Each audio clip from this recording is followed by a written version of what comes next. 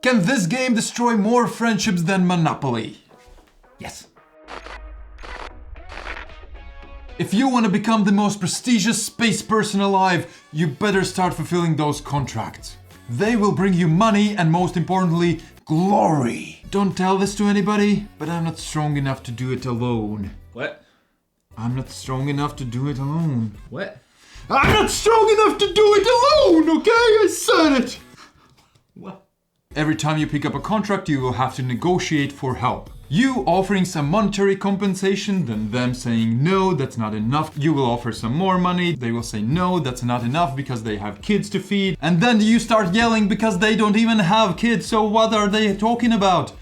You get the point. Then everybody who agrees to the terms will play a card. And yes, you heard it correctly, a card. Unless you play a card that lets you play more cards, then you will eventually start running out of cards. Unless you play a card that lets you pick up more cards. You will lose victory points because of the hazard. Unless you play a card that lets you get rid of that hazard. Hazard bad, shield good. Playing all those cards, plus also the cards required by the contract, is a tall task. And that's why you need friends, even though they all are greedy jerks. And when you finally fulfill a contract and divide the loot, you'll be able to buy new cards. And you can do that by hiring crew members as well as buying new equipment for your ship. So the next time you think it's a great idea to start a contract with 4 hazards, you'll be a bit better off. It's a deck builder. I said that. Wasn't it clear? It's a deck builder. It wasn't clear. It's a deck builder. It was pretty It's clear. a You deck. buy It's cards not- and add them to the deck. It's just That's what I said. It's a deck builder. And we're gonna talk a lot more about this game in this video, so we should jump to the first question, which is... What are the best things about this game? What are the I don't best know. things Do you know? about this game? I know, a few know. I know 3. Yeah? 3 exactly. Okay, I'll figure 3 out. Shipbuilding. Each of us has one ship that we're gonna be using as just a board for our coins, but also upgrading it with little ship parts. They're different and they have special abilities that combo with each other. A very simple way how to, spice things up for a generally basic deck builder. For me, it's risks, because whenever you pick up a contract, you will most likely take some risks. You will have to roll dice to see if you will have hazard, and you might lose some points. You will only have 5 cards in your hand when fulfilling contracts, so you most likely won't be able to see or clearly know that you will be able to fulfill the top ones. It's always this risk taking, and it's thrilling. This game keeps you on the edge. You know what kind of risks you're getting into, which is lovely in this game. So that's why my second best thing about this game are the contracts. That's another way how this game differs from other deck builders. Contracts are the ones that let you improve your ship or deck because they give you money when you fulfill them. They also give you prestige, which you need to win. The first 1 to 10 prestige wins the game. Some of those contracts give you a lot of money, a lot of points, and sometimes even free cards, but the risks are much higher. For me, the second place is progress, and it's something you mentioned about the ship planning, the cards you placed here as well, but you also can buy crew members that are super powerful cards that you can use to fulfill contracts, and they have some superpowers. If you get the right cards at the right time, it feels just so empowering, and it also gives you sense of progress all the time. Unless you take too many risks and just go off the rails, then most likely you will progress almost every turn by getting these cards, and it feels great. You start as a little weakling, not being able to fulfill contracts. And some of those contracts feel ridiculous at the beginning of the game. There's no way we can fulfill them. Even at the end. At the end, they are still difficult, but you at least feel like, maybe. That little thought in your head makes you wonder, maybe I can. It makes you make those risks that you most likely shouldn't, but you want to. Allies. Each time you go for that contract, you have an option to ask, hey, Giannis, No. See, but I had the option. If they agree, then I have to offer them something. For example, okay, so this contract gives 2 victory points and 8 coins. I will give you 1 coin if you help me out. 2 coins if you help me out. Okay. 3 coins? 4 coins? 8 coins 5? and 2 victory points. 8 coins and 2 victory points. Ha! Who's a sucker now? And then you try to fulfill as much as possible of that, well, as much as you want. And then I'll have to add the rest, hopefully fulfilling the contract. The negotiation was binding, so you get 2 victory. You get all of it. I just got all of it. Great. Yes, thank you. Yes, and it's super beneficial to be the ally as well, because it also gives you extra chance to get rid of some cards that maybe you didn't want in your hand. That's why I also added diplomacy. The diplomacy is the biggest part of the game. Most of the time you will be spending here discussing, no, you take just 2 coins, okay? I'll take the victory points, you take 2 coins, let's do this, right? Okay, sounds better. It's not negotiating. You should have said, no, I want your bank account. Let's try again. Yeah. So, okay. No, I want your bank account. That's the juiciest, best part for sure about this game. As you said, simple game, yet the social aspect of it is very unique and very, very good. Why this game might not be for you?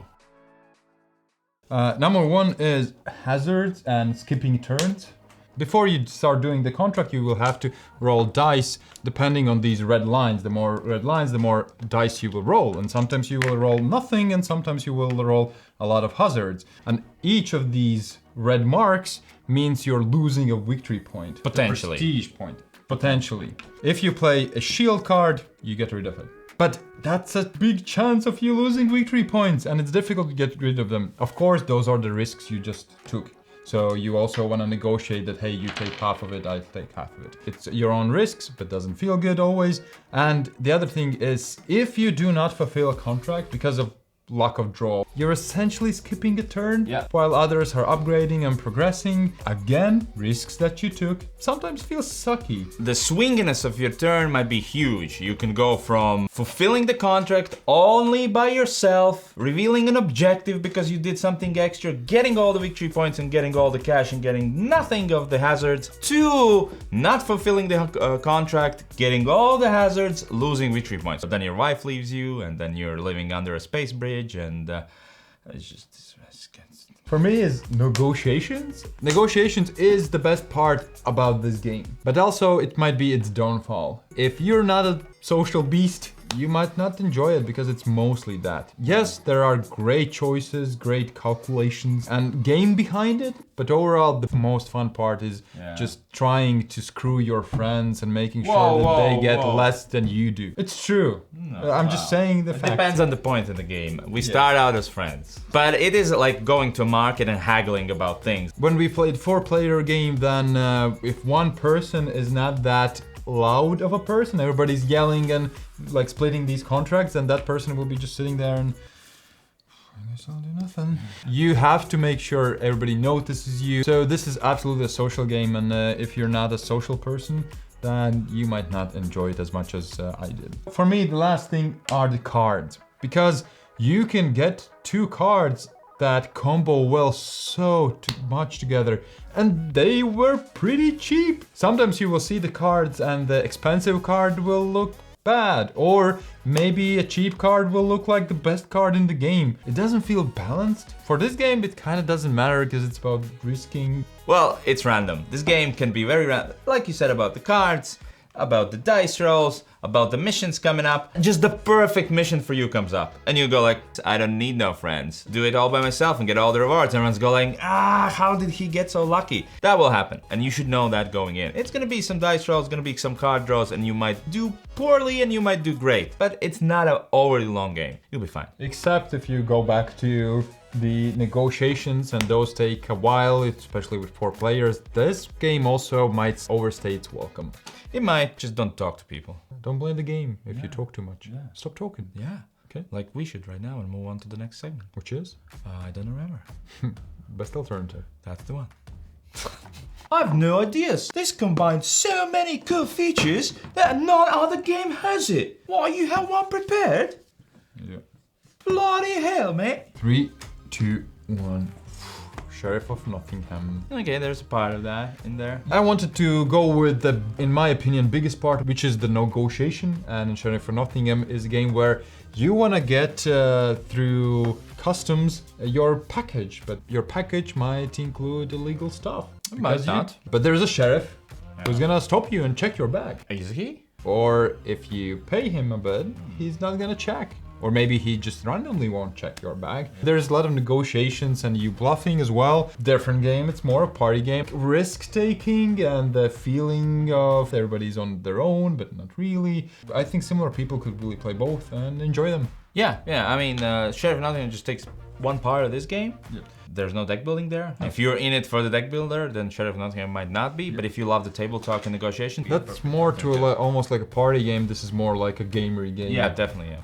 Well, mine's Dead Reckoning, so I mean, it has deck building, right? Yeah. Okay, it has ships, so 2 for 2 right now. Okay. It kind of has fulfilling stuff. You know, you're bringing stuff back. Things back and selling it, you know, so there's that. Well, there's almost no negotiation, at least not mechanics wise. There might be like, hey, he's winning, let's shoot me. Yeah, attack him, not me. Bigger game, longer game. It does have deck building, does have upgrading stuff. Well, I saw it on your shelf and I thought, you know, why the hell not? It's not an easy task to find an alternative. This game definitely shines like a moon, wink, because it's very unique. What's the final rating? 3, 2, 1. Fantastic for me.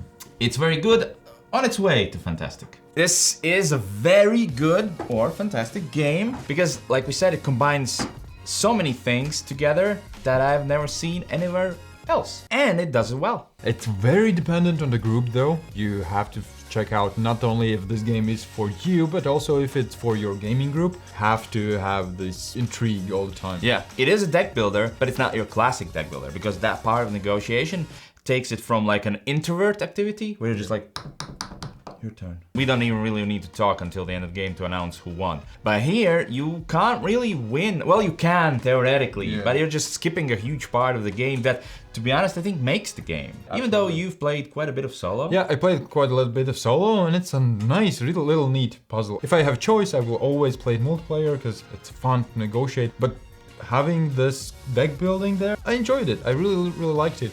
And I really like the sign that you had there, going forward to fantastic, because I feel like it gets better with time, and that's a great compliment to the game. There's a lot of replay while you're here. I should have picked a better alternative, which should have been Settlers of Catan. I was considering that as well. Hand management, resource management, but trading is such a huge part. Yeah.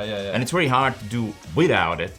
And here I feel like it's a whole different game, whole different mechanisms, but that trading part is like similar to that, yeah. It's so unique that it stands on its own. I don't have alternatives for this, and I feel like for specific people coming over, this is great to pull out. Also, you should consider what? Becoming our Patreon or YouTube member, because that helps us make these videos, and we put a lot of effort into them. Like a lot. Like a lot. Like a lot. Thank you for supporting us. Like a lot. Well, a bit more lot, but you're getting there. Like a lot more lot than lot? A bit more lot. I get it. Like a lot. Bye.